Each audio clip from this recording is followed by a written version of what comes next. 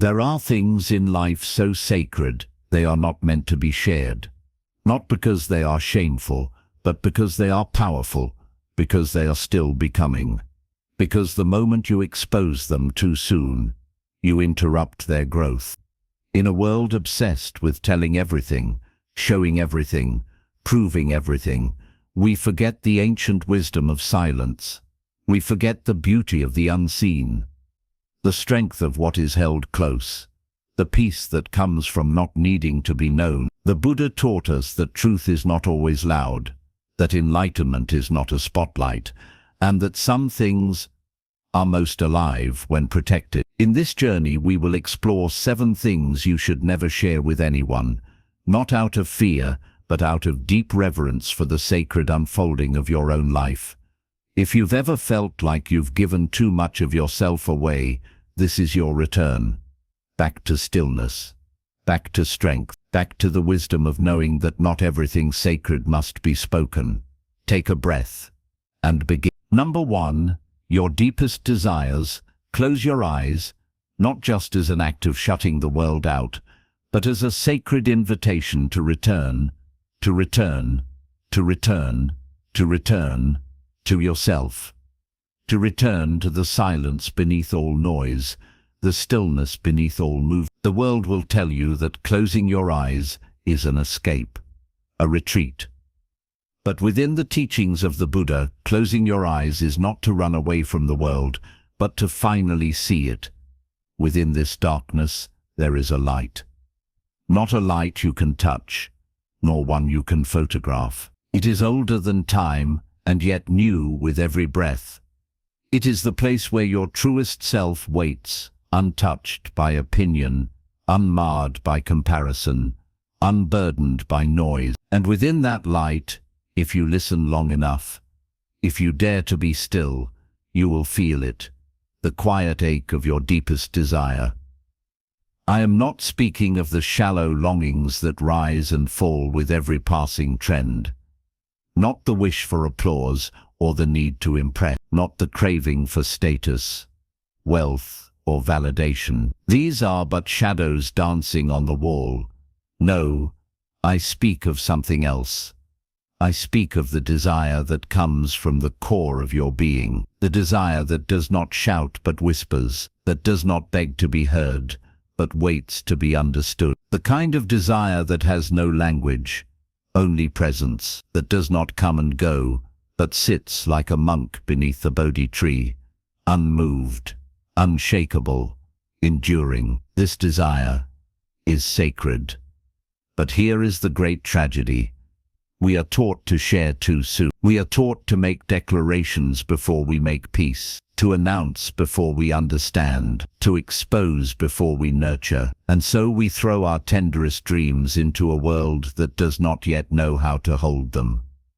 And when we do, they suffer. You must understand, the world, as it is, does not always know how to receive what is sacred, not because it is cruel, but because it is busy, distracted, consumed with its own fears and illusions. Your deepest desire, when spoken too soon, becomes vulnerable. It is no longer the flame that warms you from within, but a spark exposed to the storm, flickering, trembling, at risk of being extinguished.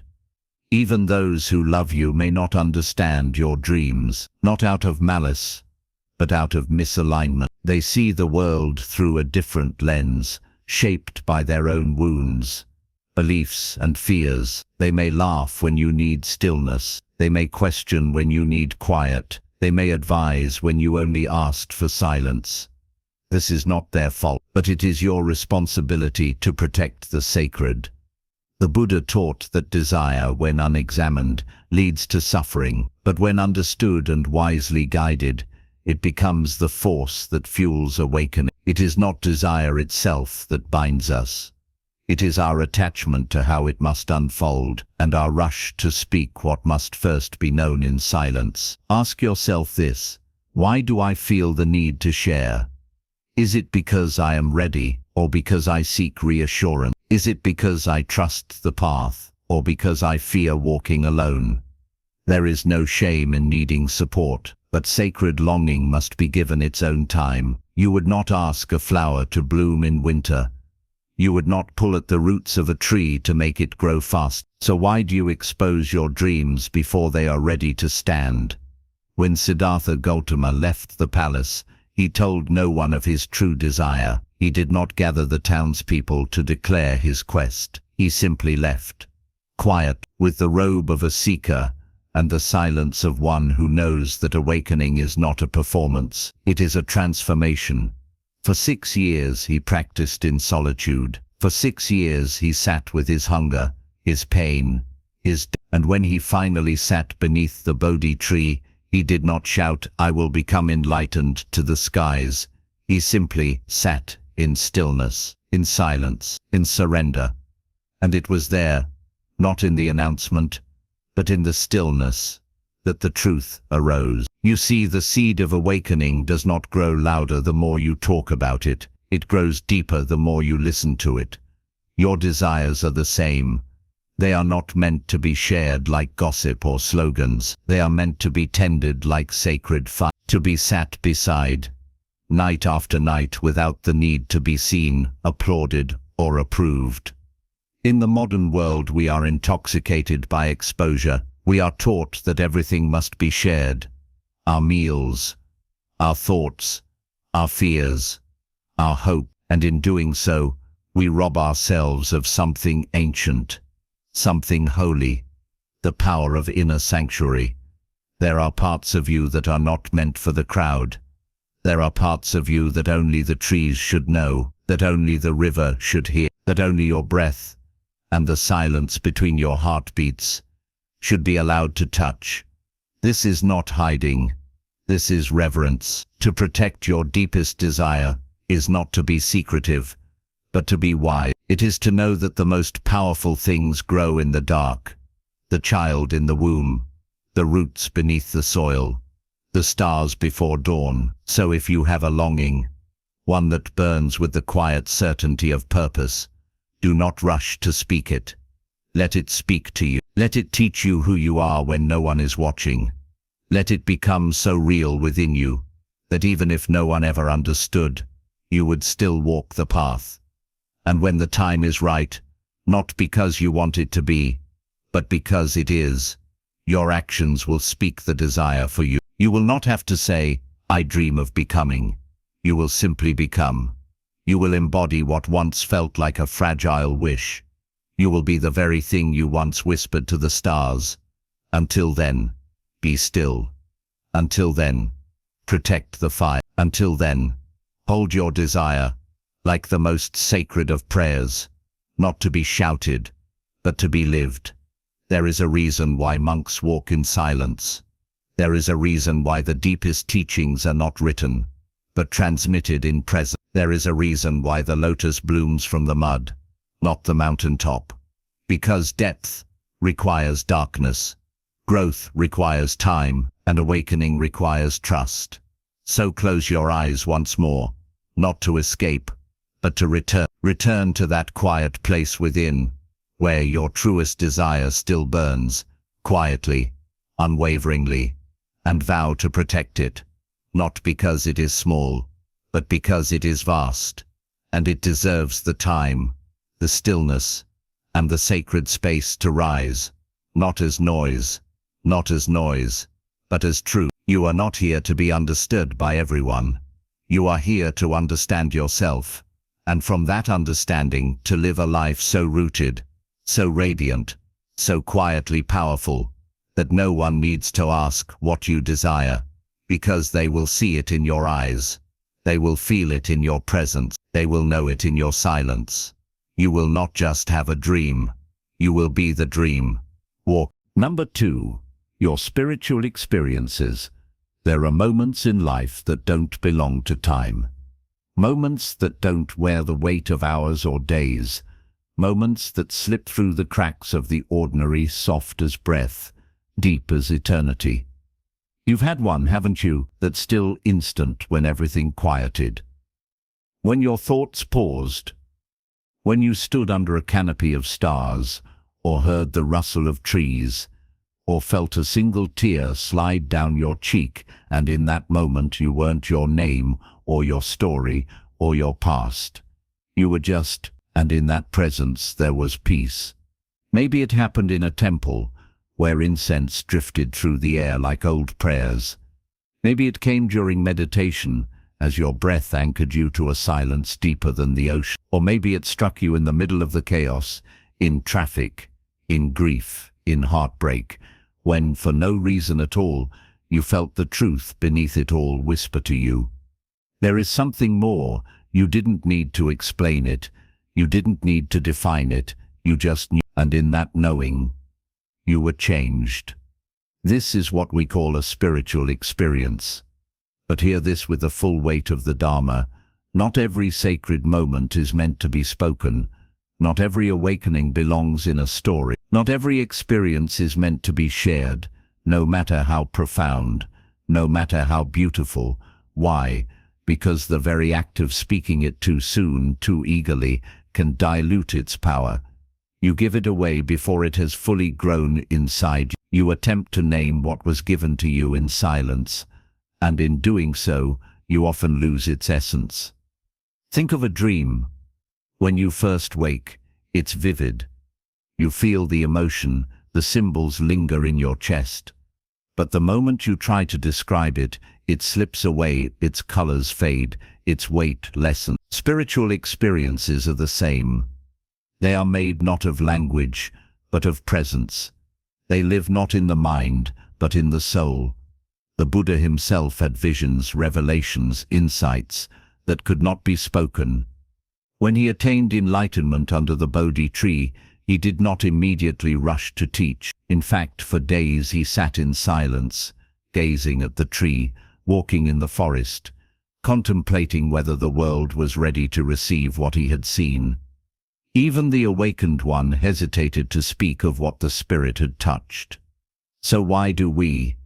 We often confuse sharing with honoring. We think that telling others about our spiritual highs is a way of keeping them alive. But often it is the ego, not the soul, that seeks to share. The ego wants recognition. It wants others to be impressed. It wants to say, "Look how deep I am. Look how far I've come." And suddenly what was sacred becomes performance. What was intimate becomes spectacle. True spirituality needs no validation. The tree does not boast of its roots. The mountain does not announce its stillness. The river does not explain how it flows, and neither must you. When you have touched something divine, let it do its work in you, quietly. Let it transform you in silence. Let it deepen your presence, your compassion, your gaze. People will notice not because you told them about your experience, but because you have become the embodiment of it. Your spiritual experience should not point to you. It should point to the silence it came from. Let me tell you a story. There was once a monk who sat in meditation for years. One day, he saw a great light during his practice. It filled him with joy. He felt he had reached the gates of nirvana. Ecstatic, he rushed to his teacher. "Master," he exclaimed, "I saw the light. I saw the light of liberation." The teacher looked at him gently and said, "Let it go." The monk was confused. "But master, it was so powerful, so real." "Let it go," the master repeated. "You are not here to collect experiences. You are here to dissolve the one who craves them." This is the wisdom we forget. We are not here to accumulate spiritual moments like trophies. We are not here to compare visions, to prove awakening, to use our insights as currency for approval. We are here to become silence, to merge with truth, to disappear into love. The Buddha warned of what he called spiritual pride. It is subtle, seductive. It comes dressed as humility, but tastes like superiority. It makes you feel special for having seen what others have not. But enlightenment is not about feeling special. It is about becoming simple. And simplicity never needs to declare itself. So when you have a sacred moment, when you feel the veil lift, when you hear the whisper of the universe, treat it with the reverence it deserves. Sit with it. Let it settle. Let it teach you not just for a day but for a lifetime.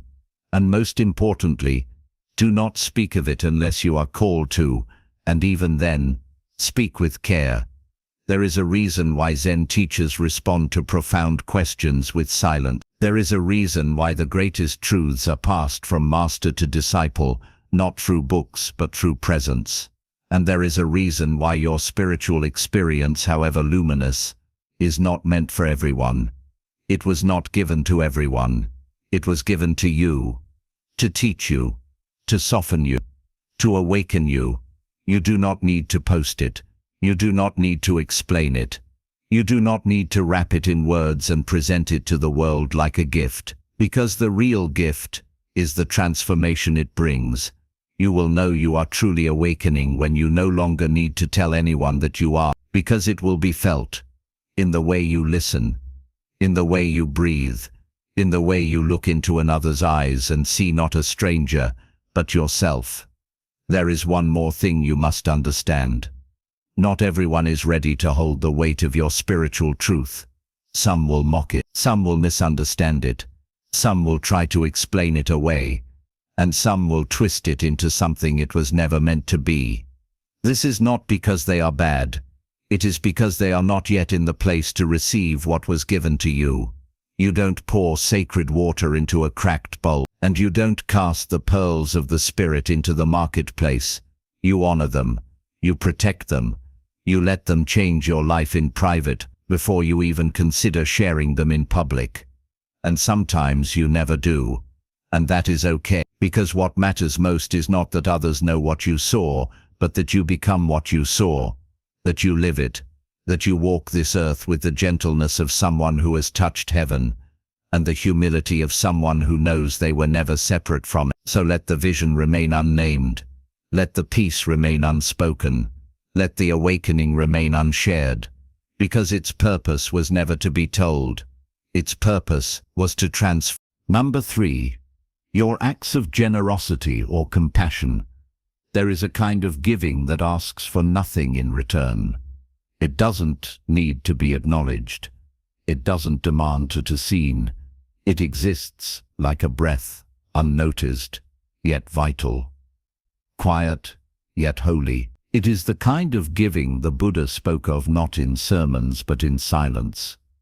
The kind of giving that rises from the heart of one who has tasted freedom from self. This is true compassion, and it is one of the most sacred acts a human being can offer. But in our world today, it is also one of the most misunderstood. We live in a time when acts of kindness are often packaged for consumption, when generosity is framed for attention, when compassion is not just practiced, but documented, branded, posted, and applauded. We give not always from stillness, but from strategy. We help not only to serve, but to be seen serving. And in that moment, something pure is lost. You must understand, generosity is not measured by how much you give. It is measured by how much of yourself you remove from the equation. When you help someone in secret, when you heal, feed, shelter, or uplift without anyone knowing, it is as if the universe itself leans in to witness. Because that act is not just kindness, it is transcendence.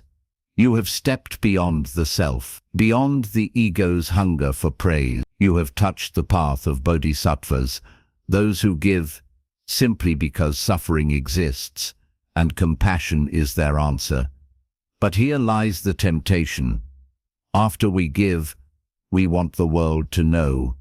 We want to be seen as good, as noble, as awakened. We want to share the story, post the picture, hint at the moment. And it's subtle, so subtle we often don't notice. We tell ourselves, I'm just inspiring others, but in truth, we may be trying to inspire admiration. The Buddha warned of this. He taught of dana parami, the perfection of giving, not as an external act, but as an internal purification. To give without attachment, without expectation, without identity. To give as rain falls, softly, evenly, to all, asking for nothing. He told the story of a man who once offered food to a starving monk, but afterward the man turned to his friends and said, "Did you see what I gave him? Surely that will bring me merit." The Buddha said, "The merit is not in the gift. It is in the absence of self." You see, when you talk about your good deeds, you trade the purity of compassion for the currency of attention. You make it about you, and the act that could have cleansed you now begins to feed your illusion. Compassion becomes a costume. Generosity becomes a performance, and slowly, without knowing it, the heart hardens. There is a story in the Pali Canon. A woman once gave away all she had to feed a wandering sage. Her neighbors mocked her. Her family scolded her. But she said nothing. She didn't explain. She didn't defend. And when asked why she stayed silent, she simply said, "The silence of giving is my prayer." What a beautiful truth.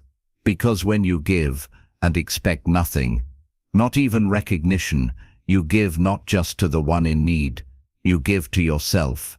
You free yourself from needing to be seen, from craving to be known, from the prison of being a good person in the eyes of others. You are simply kind, and that is enough.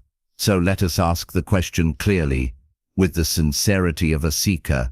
Why must we tell others about the good we do? Is it not enough that the person you helped feels your care? Is it not enough that the act itself was real, sacred, whole? Must we inflate it with commentary, dress it with applause, frame it in ego? And if the answer is yes, then perhaps it was never compassion. It was commerce. Let us return to the temple of still giving, to the monastery of unspoken kindness, to the Dharma of invisible service, because that is where the truth lives. You will know you have truly given when you feel no hunger afterward, no desire to be thanked, no need to repeat the story. You feel light, you feel still, you feel free. You do not leave the act with a heavy heart, waiting for someone to say, "You're amazing." You walk away with a quiet joy that no one else needs to witness, because the universe saw, because your soul saw, because that moment was already perfect, and what is perfect needs no proof. There is an old teaching in Zen. A true act of compassion is like writing in water. It leaves no trace, yet the heart remembers. In your life you will have countless opportunities to serve, to give, to lift others when they are down, to comfort them in the dark, to forgive them when they least deserve it, to offer love when you are not loved in return. Let those moments be sacred. Let them be private altars, where your higher self bows to the oneness in another. You don't need to photograph it. You don't need to speak of it. You don't need to carry it like a badge. Instead, let it carry you. Let your acts of compassion dissolve the boundary between self and other. Let them be offerings to the unseen. Let them be your practice, not your performance. And if someone does thank you, smile gently, bow and move on. Not because gratitude is unimportant, but because you know the real gratitude is the opportunity to give, to serve without ego, is to walk the Buddha's path. It is to plant seeds of light in a world that often forgets how to see. And the truest light needs no spotlight. So the next time you do something good, something real, something holy, keep it secret. Let it become your invisible temple. Let it bless you in the quiet as you bow to no one but truth itself. Because in the end, it is not the world that will measure your goodness. It is your heart. And if your heart is pure, if your heart is free, if your heart gives without needing to be known, then you have already arrived. Number 4, your inner struggles or personal battles. There is a war that no one sees. It is not fought on battlefields. It does not make headlines. There are no flags, no weapons, no marching songs. Yet it is fierce. It is relentless. It is personal. It is the war within. You know this war. You fight it daily. It wears many names: self-doubt, shame, fear, addiction, insecurity, regret. It whispers to you when the world goes quiet. It visits you at night, when no one is watching, when the mask is off, when the performance ends, and you are left with yourself. This is the most private battlefield, and yet in today's world we are taught to make it public, to bleed in front of the crowd, to confess everything, to be vulnerable, to share all our wounds with the world. It is framed as courage. It is framed as healing. But the Buddha's path offers something different. Not silence from fear, but silence from wisdom. You must understand, not every pain is meant to be spoken. Not every struggle is meant to be shared. Not every battle should become a banner. There is a sacredness to your suffering, and sacred things are not paraded. They are protected. You see, your inner struggles are your teachers. They are not shameful. They are not to be judged or flaunted. They are to be sat with, listened to, learned from, and the space in which that learning happens must be safe, must be quiet, must be yours. When you expose your wounds too soon, you risk reopening them. You invite voices that do not understand their depth. You give the world permission to define something it did not live, and the most dangerous thing of all, you begin to define yourself by your wounds. You become the story. You become the struggle. You identify with your pain, not as a passing cloud, but as the sky itself. And once that happens, healing halts. The Buddha taught that all suffering comes from attachment. But sometimes the attachment is not to a person or a thing. Sometimes it is to our pain. We hold on to it. We speak of it. Often, we make it our identity. And without knowing it, we keep ourselves trapped. What if I told you, you don't need to explain your pain to heal it? What if healing isn't a performance, but a pilgrimage? There's a story of a monk who carried a stone with him for years.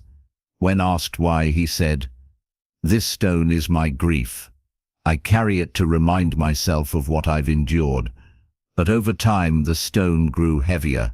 He spoke of it constantly. Others came to see the stones. They asked about it, praised him for carrying it. One day the monk met a teacher who said, "You have built your temple around your wound." And the monk finally saw the stone was never meant to be carried forever. It was meant to be placed down, in the silence, in the solitude, in the sacred space where healing truly happens. The same is true for you. Your pain deserves presence, yours. Your struggle deserves compassion, yours. Your wounds deserve tending, not showcasing. You are not obligated to turn your trauma into a story. You are not required to perform your healing for others. You are allowed to be private. You are allowed to protect your pain until it becomes peace. Because when you speak too soon of a wound, you invite misunderstanding. And misunderstanding is a form of violence. Subtle, but wounding. People mean well, but they will give advice when you need silence. They will judge when you need patience. They will compare when you need care. And suddenly, what was raw becomes distorted. What was real becomes contaminated. There is a reason why monks sit in retreat. There is a reason why hermits go to the forest. There is a reason why the Buddha sat alone under the tree. Because some battles must be faced in stillness. You are not weak for keeping your struggles private. You are not dishonest for healing in silence. You are not less brave for choosing sacredness over spectacle. You are in fact walking the oldest path. The path of those who know healing is not loud. Healing is not fast. Healing is not always shared. Sometimes healing looks like crying in prayer. Sometimes it looks like watching your breath in the dark. Sometimes it looks like writing letters you never send. Sometimes it looks like forgiving yourself every single day. And all of this, every sacred step, can happen without a single post, without a single confession, without a single audience. Because the truth is, you do not owe your pain to anyone. You owe it to yourself to heal. And when you are ready, if ever, you will know which pieces, if any, are meant to be shared. But not because you need to be seen, because you are already whole. The Buddha did not teach us to become exhibitions of suffering. He taught us to become vessels of wisdom, and wisdom is often born in the quiet, in the wrestling, in the fire no one else sees. So if today you are in battle, your heart is heavy, if your mind is restless, if your past haunts you, breathe. You are not alone, but you are allowed to walk alone for now. You are allowed to protect the sacred space of becoming. You are allowed to build a sanctuary where only your spirit can speak. Because someday, when the wound has become a scar, when the storm has passed through your soul, you will walk with a strength no one can define, not because you told them, but because you lived it. And in that living, you will become a mirror, a quiet, luminous mirror, where others see themselves, and remember that they too can rise. But until then, do not explain, do not justify, do not decorate your pain for consumption. Sit with it, understand it, let it break you, and in that breaking, you will not be shattered, you will be refined, like gold in fire, like a lotus in mud, like a soul in silence. So protect your struggle, guard it, like the flame of a lantern in the wind. Let it teach you in private what the world cannot teach you in public. And trust this, when the time comes to speak, you will not speak of your wounds, you will speak from your healing. Number 5, your long-term plans. Before a tree bears fruit, it dreams of the sky. Before a mountain forms, the earth shifts in silence for centuries. And before your plans become your reality, they are first only a whisper in your heart, delicate, uncertain, sacred. In the stillness of your soul you envision it, the journey ahead, the work you wish to bring into the world, the places you hope to go, the person you are slowly becoming. These long-term plans, they are not random thoughts, they are glimpses of your potential, reflections of your inner landscape. They come not from the noise of the world, but from the quiet depths of who you are meant to be. And that, dear seeker, is why they must be protected, not hidden out of fear, not concealed out of shame, but protected like a candle in the wind, because just like a flame, your long-term plans are vulnerable when they are young. They can be influenced, blown off course, questioned, diminished, or even extinguished before they've had a chance to take root in the soil of your life. There is great power in vision, but there is even greater power in restraint. In the early stages of a dream, the temptation to speak is strong. You feel excitement, urgency, pride. You want others to see what you see, to feel your momentum, to join you in your clarity. But there is a danger in announcing the sacred before it is strong enough to withstand the winds of opinion. The Buddha taught, "With our thoughts we make the world." But he also warned the world does not always honor your thought. When you speak of your long-term plans too soon, you invite the external into what should be internal. You open the door to comparison, doubt, skepticism, even from those who care about you, especially from them. Not because they mean harm, but because they have not seen the vision you've seen. They have not heard what you heard in that moment of inspiration. They are responding not to your calling, but to their own fears, their own limitations, their own view of who you are, or who they think you should be. And so they may say, "That's too big. That's not realistic. Why would you want that?" Don't get your hopes up. And even if you smile politely, even if you nod with confidence, their words settle inside you. They take space. They plant seeds of caution where there was once courage, and slowly, without knowing it, you shrink your dream to fit the comfort of others. You begin to question yourself, and a dream questioned too long becomes a dream forgotten. The Buddha did not announce his enlightenment plan. He did not declare, "I will become the awakened one," and gather a following before he was ready. He sat, he practiced, he prepared, silently, until the time was right. That is the path you must walk. Let your long-term plans be like roots underground, hidden, steady, growing where no one sees. Let them deepen before they rise. Let them strengthen in solitude. Let them become so clear, so certain, that when the time comes to act, there is no need to explain. You will simply move, and the movement will speak for itself.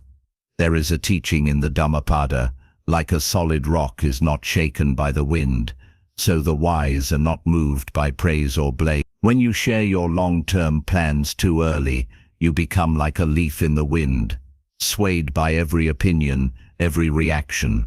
But when you hold them quietly, nourish them with patience, and act without announcing, you become the rock, unmoved, unshakable. Certain not because others agree, but because the truth of your path lives inside you. There is also this. Sometimes the very act of speaking your plans gives the mind a false sense of accomplishment. You begin to feel that you've already done something just by saying it. But saying and doing are not the same. Saying is easy. Doing is sacred. There is a kind of sacred tension that exists when a dream is held in silence. It builds energy. It focuses your intention. It fuels your persistence. But when you release that energy too early, through words, through social approval, through performance, you scatter it. You dilute the sacred fire that was meant to be used for action. So hold it. Not forever, not out of fear, but long enough to let your plans mature in the womb of your being, long enough to let your actions speak louder than your words ever could. You will know the time is right, not when you crave attention, but when you feel peace. Not when you want others to agree, but when you no longer need them to. Then, and only then, your long-term plans will not be wishes. They will be steps, and each step you take will carry the quiet power of truth. There's a story from the life of the Buddha. A young man once asked him, "Master, what is the best way to plan for the future?" The Buddha smiled and replied, "The best way to plan is to train the mind to be still. From stillness comes clarity. From clarity comes wise action. From wise action, the future shapes itself. Let that be your guide. Don't chase validation for the plans you carry. Chase clarity, chase stillness. Chase alignment with the Dharma, the natural law that flows through all things. And remember this, the oak tree does not consult the forest before it grows. The river does not ask permission to flow. The sun does not apologize for its light. Neither should you. Your path is yours. Your purpose is yours. Your vision, yours alone. Protect it. It does not need to be approved. It does not need to be liked. It does not need to be understood. It only needs to be honored by you. So take a breath. Feel the dream inside you. See it as clearly as a monk sees the flame of a candle in the night, and vow to protect it, not because it is small, but because it is sacred. Let the world see your results, not your rehearsals. Let your actions speak your intentions. Let your life become the proof. Let your silence become your strength. And when you arrive, when the vision becomes real, when the dream becomes flesh, when the road meets your feet and you walk it with calm certainty, those who once doubted will not need your explanation. They will see, and more importantly, you will know that you chose stillness over noise, that you chose depth over display, that you chose the quiet path of the wise, the path of the Buddha. Number 6. Your financial life. There is a silence that surrounds wealth. A sacred kind of silence, not born of shame, nor of secrecy, but of wisdom. A silence that says, "What I possess is not who I am." In today's world, this silence is rare. We live in a time where your value is often mistaken for your valuables, where success is measured in square footage, where bank balances are quietly compared, and abundance is shouted from rooftops as though the louder you speak of what you have, the more it becomes real. But in the eyes of the Buddha, wealth is neither praised nor condemned. It is simply a tool, a test, a mirror, and like all powerful tools, it must be handled with care. The teachings are clear. If wealth is used with mindfulness, it becomes a path of generosity, liberation, and wise stewardship. But if it becomes a vehicle for ego, it leads to attachment, pride, and ultimately suffering. So the wise do not flaunt it. They do not parade their possessions. They do not measure themselves or others by material success. They hold wealth with open hands. They walk with it quietly. They understand that what you own can either serve your freedom or become your cage. And that is why one of the greatest acts of spiritual discipline is this: to keep your financial life private. Not hidden out of fear, but protected out of humility. Because wealth, like fire, must be shielded. Exposed too early, it draws attention, envy, distortion. Spoken of too often, it inflates the self. Shared carelessly, it invites interference. Let me speak to you plainly, with the clarity of the Dharma. The more you speak of what you have, the more you unconsciously feed the self that clings to it. The ego whispers, "Tell them. Let them know you've made it. Prove your worth." But the awakened heart knows what is truly valuable needs no announcement. The Buddha himself was born into wealth, a prince with silks and servants, with jewels and gardens. Yet he walked away from it all, not to reject abundance, but to discover a deeper kind of richness, not of gold, but of peace, not of property, but of presence. He knew what you own outside can never replace what you cultivate inside. So when people speak often of money, how much they make, what they've bought, what they've achieved, it is not confidence they are expressing. It is attachment. It is hunger. It is a yearning to be seen as enough. But in the teachings of the Buddha, you are already enough, not because of what you own, but because of what you are. And so the wise stay quiet about their finances. They do not post their success. They do not drop hints of luxury. They do not compare their path with another's. Because they know money can grow the ego just as easily as it can grow compassion. And the more attention you bring to your wealth, the more tangled you become in its web. Let us be honest. When you speak of your financial life, your income, your plans, your investments, what are you seeking? Approval, admiration, power, or perhaps reassurance that you are safe, that you are ahead, that you are worthy. But none of these things come from numbers. They come from inner stillness. There is a story of a monk who once visited a wealthy householder. The man greeted the monk and said proudly, "I've doubled my earnings this year. I've bought 3 more lands. My house is the largest in the village." The monk smiled softly and replied, "Then may your soul grow as much as your property." The man was silent, because he knew, in all his gaining, he had not grown.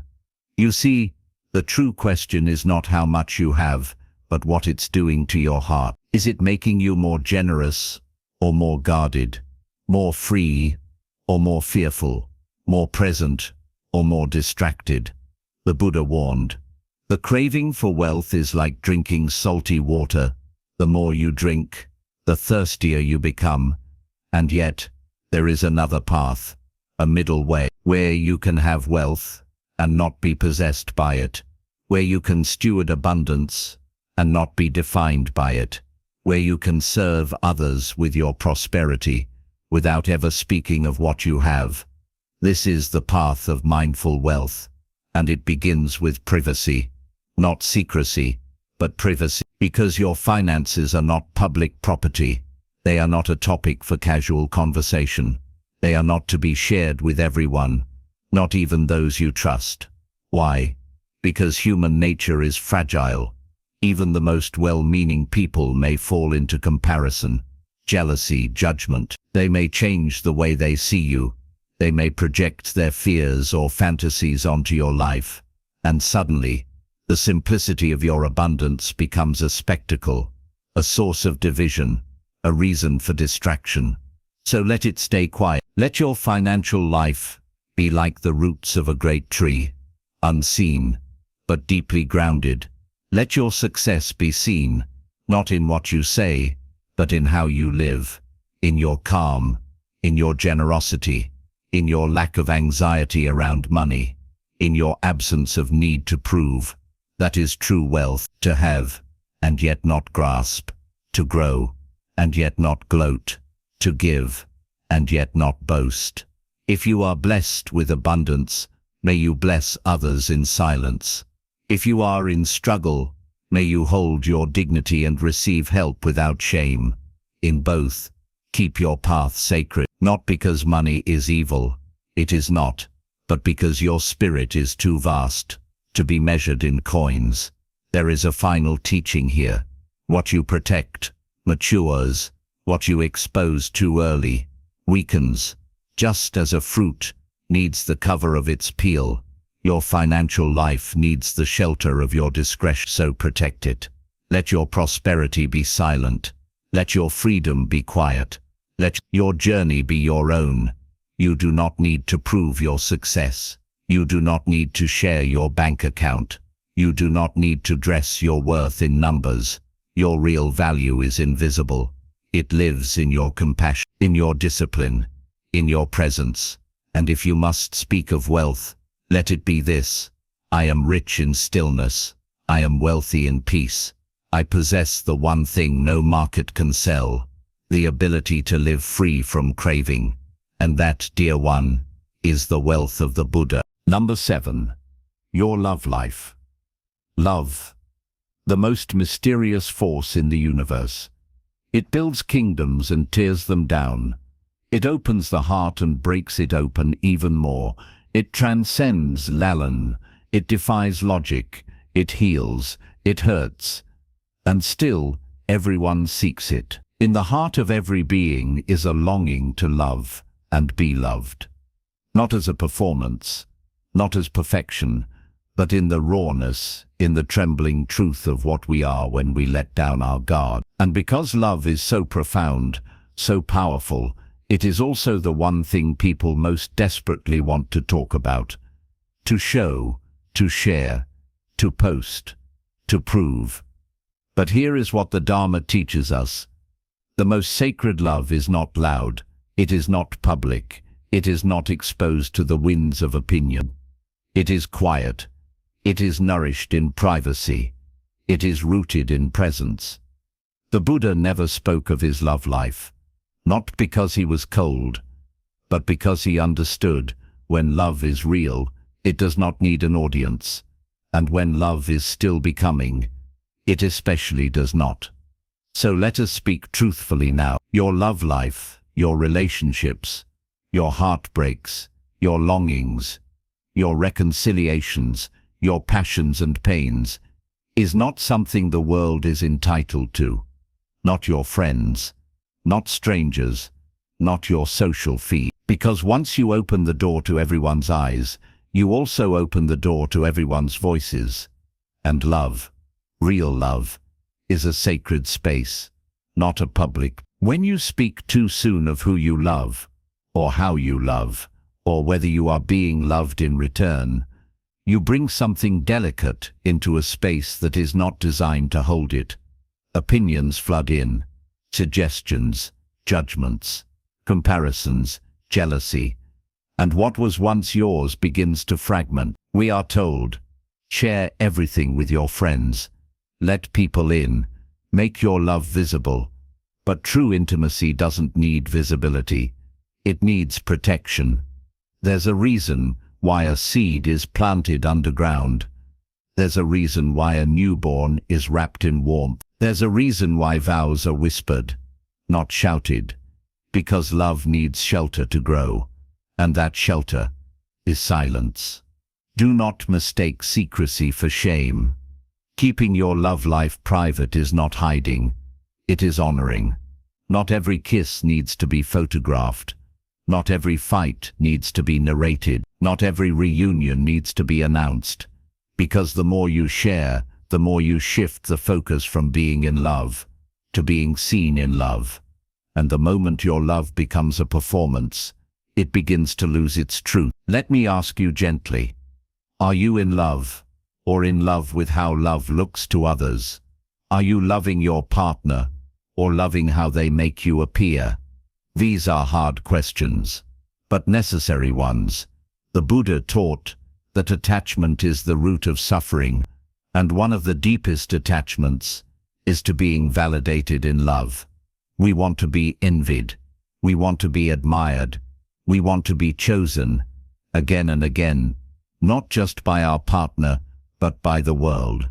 But this craving for recognition is a trap, because love that depends on external praise will wither in private struggle. And all love struggles, even the strongest ones, especially the strongest ones. There will be days when your connection falters, when words fail, when wounds rise, when the past echoes, when silence stretches like a canyon between you. And in those moments, you do not need commentary. You do not need the crowd. You need to turn toward each other, not away. You need to protect the bond from outside voices.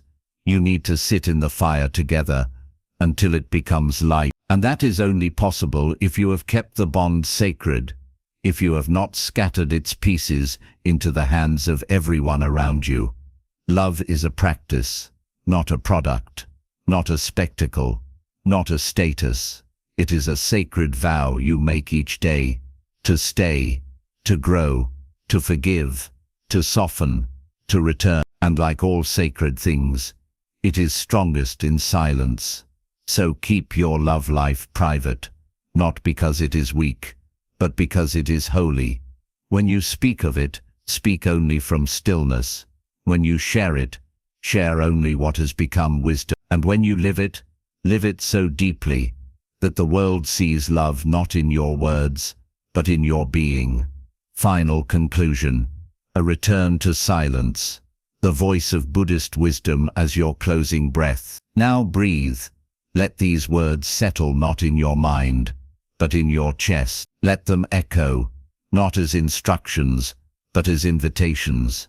You have heard 7 truths, 7 whispers from the stillness, 7 ancient mirrors held to your modern life, not rules, not restrictions, but reminders. Reminders that in a world obsessed with expression, there is still profound power in discretion. That in a time of overexposure, there is grace in holding things close. That not all sacredness is meant to be spoken. Your deepest desires, your spiritual experiences, your acts of compassion, your private struggles, your long-term plans, your financial life, your love. These are not meant to be measured by the eyes of others. They are not meant to be proven. They are meant to be lived, silently, fully, truthfully. The Buddha did not change the world through speeches. He changed it through presence, through stillness, through example, through the way he walked, through the way he sat beneath a tree, and simply was. That is your calling too. To be, not to be seen, not to be celebrated, but to be real. And what is real does not need to be explained. So, beloved one, as you move forward from this moment, remember, let your silence speak for you. Let your peace introduce you. Let your life, not your lips, be your message. Because the most powerful truths are not told, they are lived. And now you know them, so live them, in stillness, in strength, in soft, sacred sovereignty. Let this be your vow. I will no longer perform my becoming. I will no longer narrate my sacred. I will no longer decorate my truth for attention. I will return again and again to the temple within. And in that temple, in that silence, in that radiant unseen place, you will not just find peace, you will become it.